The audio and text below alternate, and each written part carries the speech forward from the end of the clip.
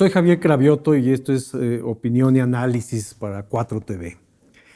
En los últimos días no se han dado cuenta que hay como una narrativa nueva, o si no nueva, simplemente más en los medios, en el sentido de que actores políticos presentan posiciones más hacia un conservadurismo rancio, hacia una ultraderecha. Entonces, pensando en ello, es que quise preparar lo que tengo para hoy en esta sección de opinión y análisis. En México llevamos décadas de ver cómo la derecha, esa que produjo el neoliberalismo, se mantuvo como una minoría que al día de hoy puede ser de un 25-30%. Sin embargo, esa derecha logró gobernar el país durante varios sexenios. Por lo menos, si no es que desde antes, a partir de Miguel de la Madrid, Salinas, Zedillo, Fox, Calderón, Peña Nieto. Esa derecha que bien conocemos es la de la venta del país, la de la pérdida de derechos, la del antifeminismo, del antiaborto, de la corrupción, de la alianza con el narcotráfico, de la violencia generalizada, de la exclusión social, del clasismo, del racismo. Es esa del cártel inmobiliario, de las marchas rosas, de la evasión de impuestos, de la discriminación social. Es la de ese modo cultural que nos divide por razas, por color, por género, por religión, por clase social y económica. Es esa ya bien conocida por todos y que malgobernó al país por todos esos años. Ahora, además de esa derecha representada por el PAN y otros más, que se presentaron en días pasados cambiando su logo, su marca, siguen siendo los mismos, porque no cambian su esencia, no cambian a sus representantes y mucho menos cambian a sus adeptos, es decir, son los mismos haciendo lo mismo. Pues además de ese modo ya conocido de la derecha mexicana, ahora la vemos cambiando hacia un modelo más radical, hacia la ultraderecha. Con ese lenguaje de patria, familia y libertad, al que vacían de contenido para crear una narrativa que sea pegajosa, palabras que invocan a un conservadurismo religioso aún todavía más excluyente. Porque su proyecto no cambia.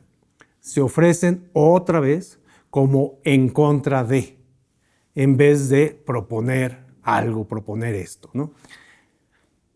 Hay una estrategia internacional que se presenta como representante de la moral, de los valores, y que no es más que la representación de modelos arcaicos y regresivos. A esta estrategia es que se pliega el PAN y los restos de la derecha mexicana.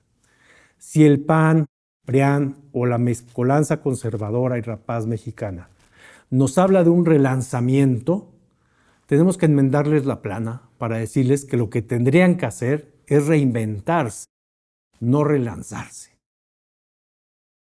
Veamos el contexto. El avance de la ultraderecha en el mundo es un fenómeno global, sobre todo en los últimos 20 años.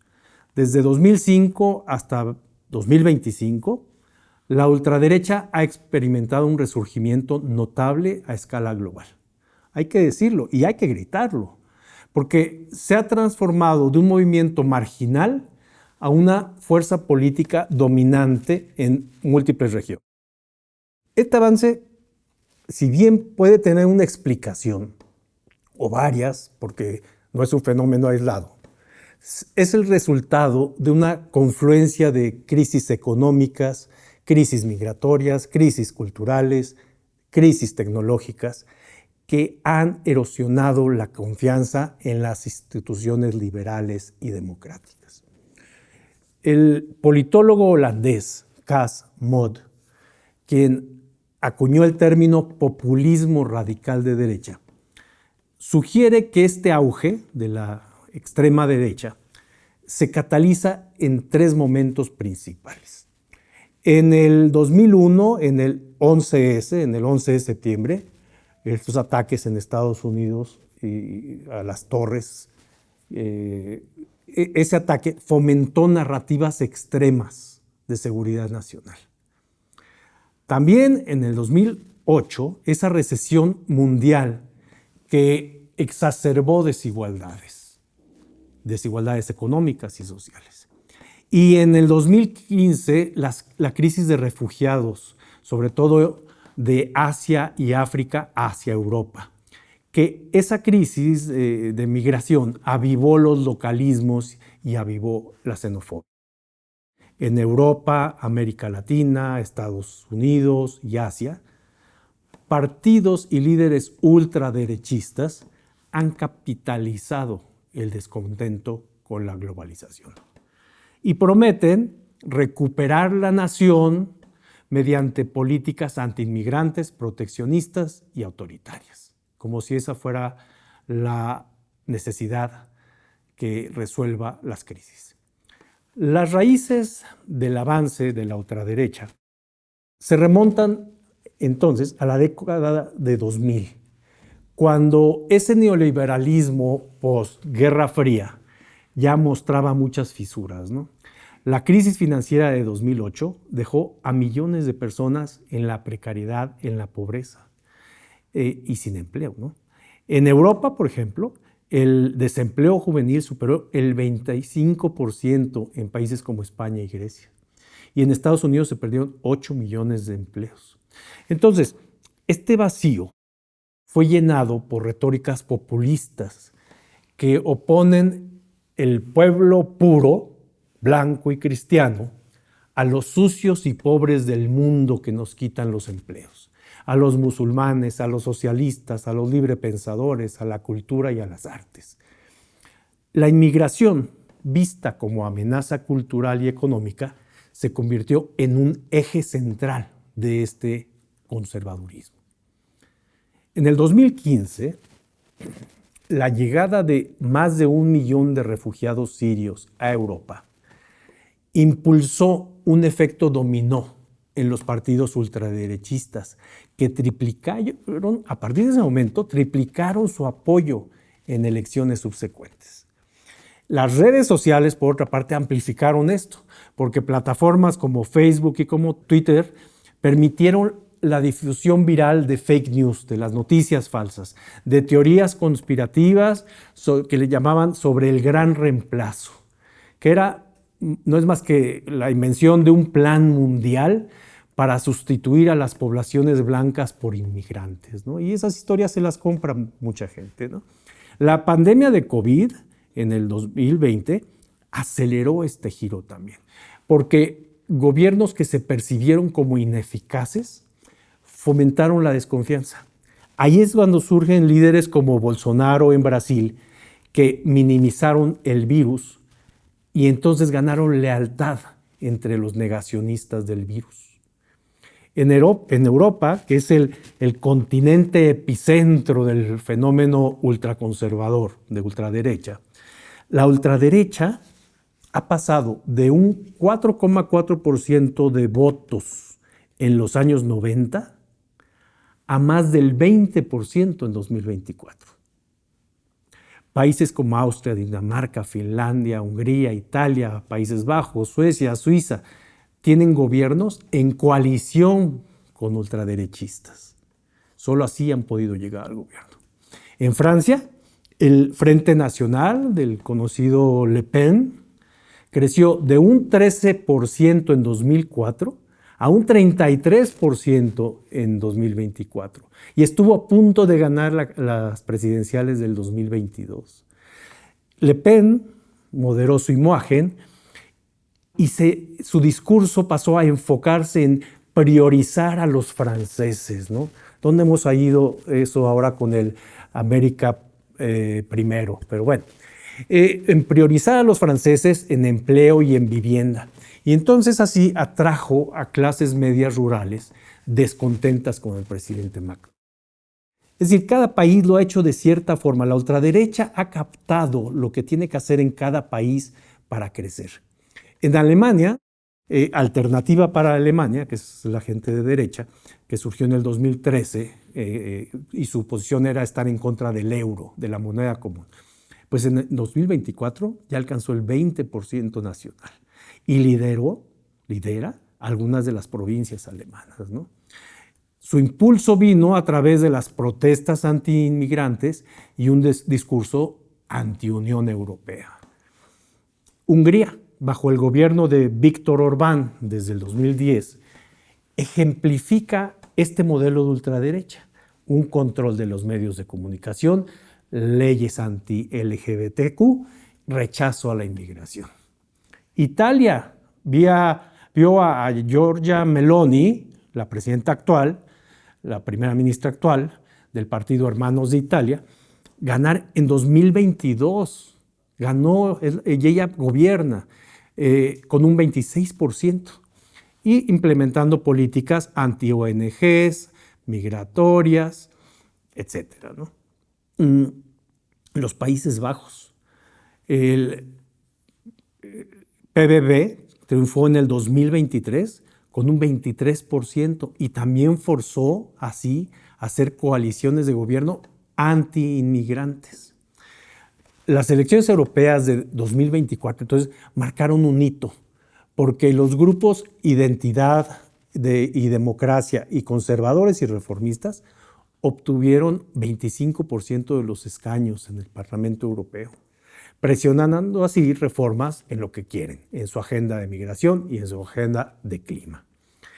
Y este éxito, su éxito, se debe a la contaminación ideológica, porque partidos de centro derecha como el Partido Popular Español ahora adoptan agendas duras para no perder votos. Es decir, se salen de su tradición ideológica y asumen agendas de ultraderecha, porque lo contrario pierden votos.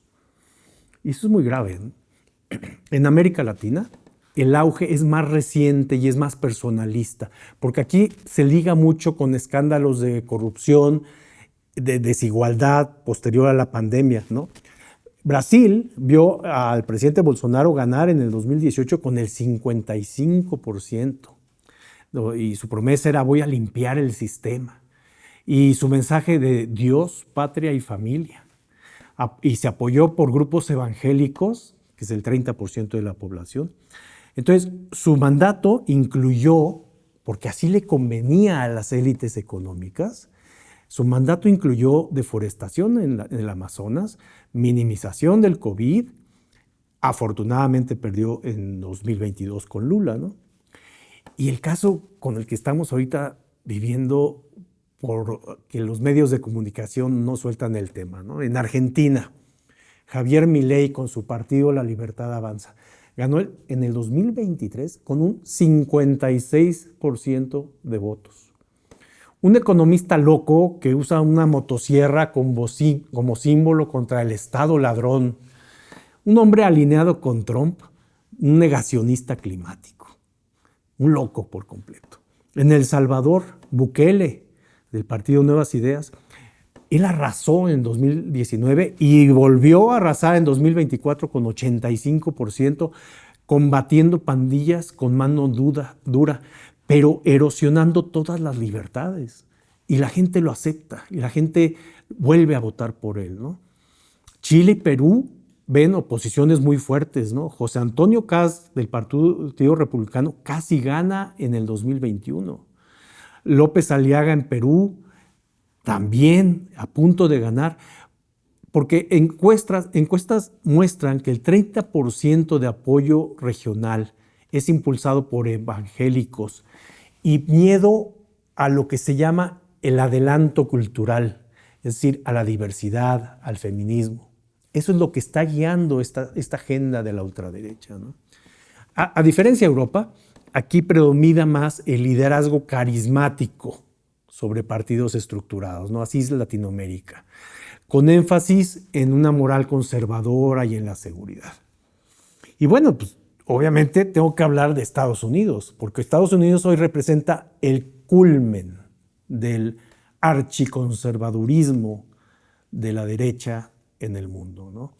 Entonces, en este lado del mundo tenemos a un Donald Trump, que ya en 2016 ganó con ese mensaje del America First, un lema proteccionista, y se llevó el 46% de los votos.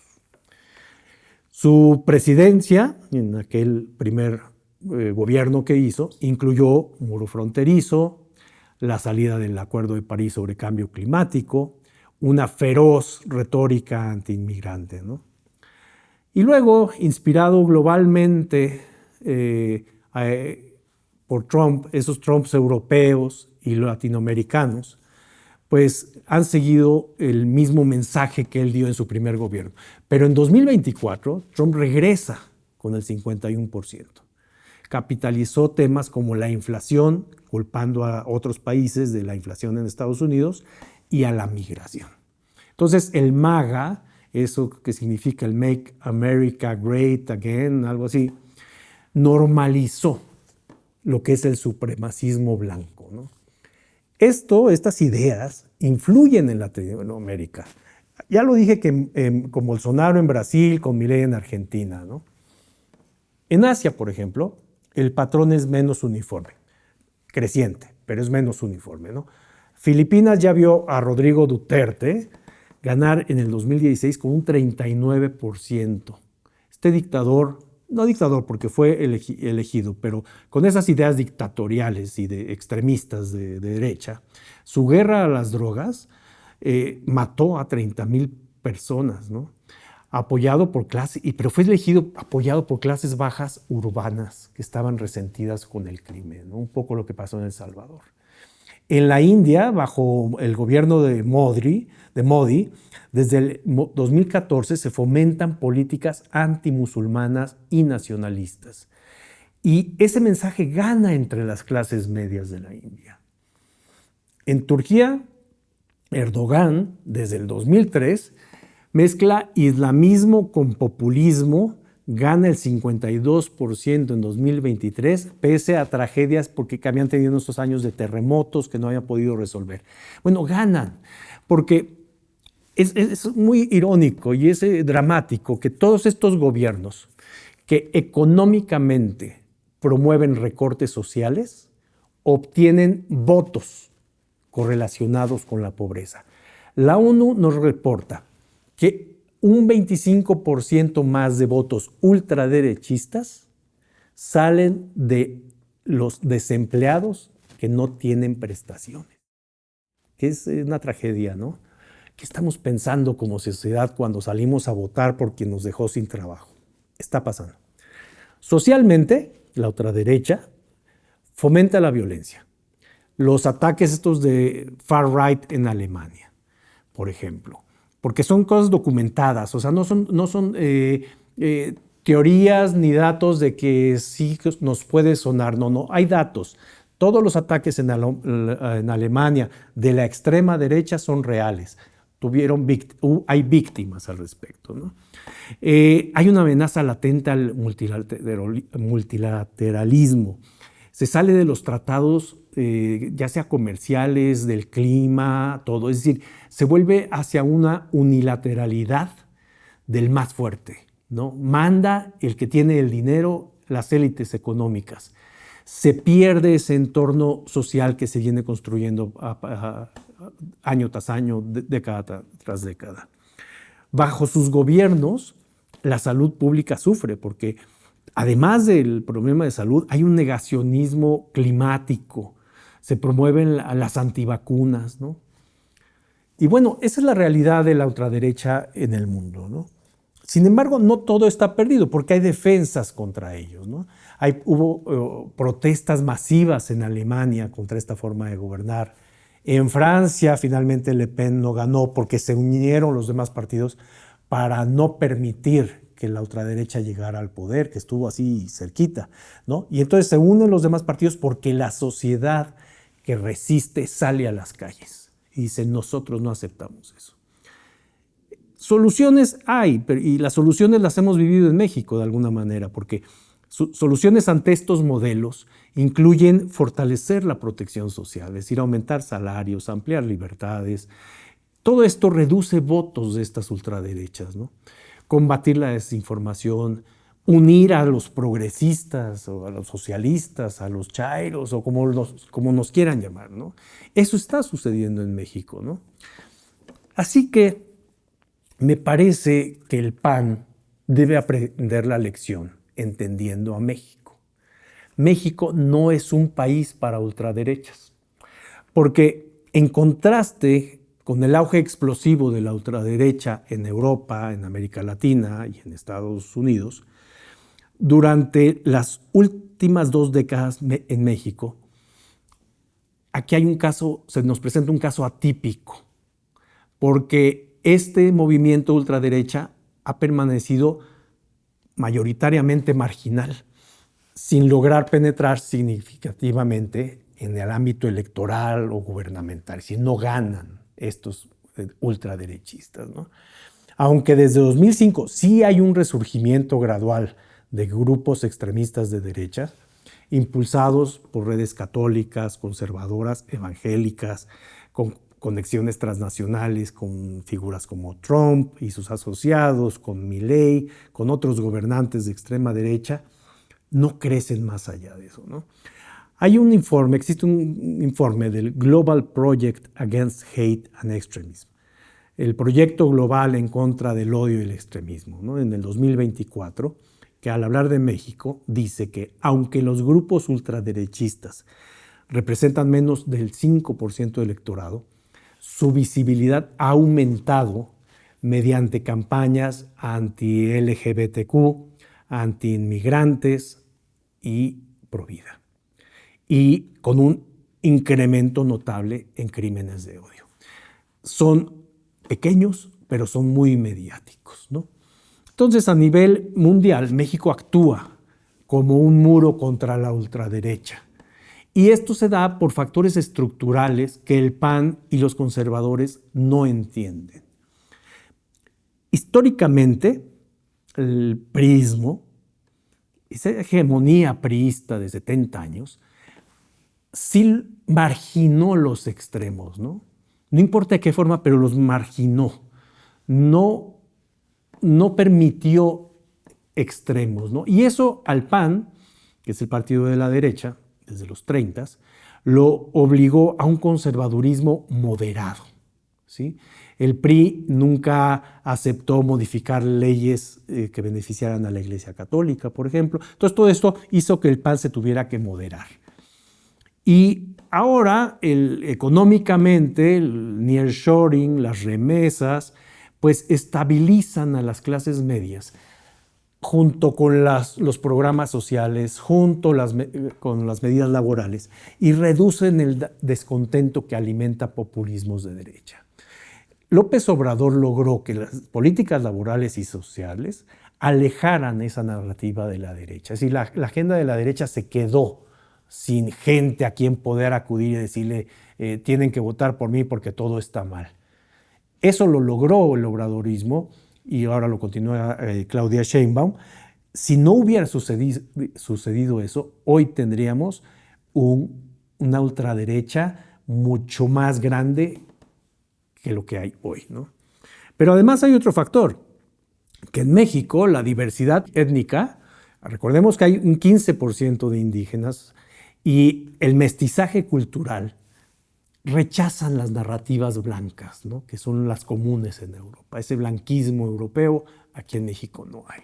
Hay el guanabismo de mexicano, pero no se acerca a ese blanquismo de Europa o de Estados Unidos, ¿no? Entonces, las consecuencias del actuar panista son perceptibles. Porque, por un lado, cuando ellos gobiernan, hay una erosión sutil de los derechos, ¿no? En el 2024, solo el año pasado, estados gobernados por el PAN, como Guanajuato es un caso, impulsaron leyes antiaborto y los crímenes de odio subieron 20% contra la comunidad LGBTQ. Grupos como Patria Unida por México, por un México Valiente, promueven algo que le llaman Project 2025, ¿no? Que es un plan de los republicanos en Estados Unidos adaptado a México, ¿no? El Partido Republicano intentando poner a un partido mexicano que se guíe por lo que los republicanos hacen en Estados Unidos. Eso existe, es real, intentarán obtener su registro, estoy seguro que no lo van a lograr. Y por otro, la visibilidad en redes. En octubre del 2025, esto es un dato muy cercano de hace unos días, nos muestran que al PAN, después de su ejercicio de reconfiguración o como le llamen, se le considera en las redes como un PAN de ultraderecha fascista, se le llama en las redes. Y se le critica su alianza con empresarios como Ricardo Salinas Pliego, ¿no? Entonces, la sociedad se defiende, la sociedad ataca, la sociedad no permite que esta ultraderecha pretenda o llegue a gobernar, ¿no?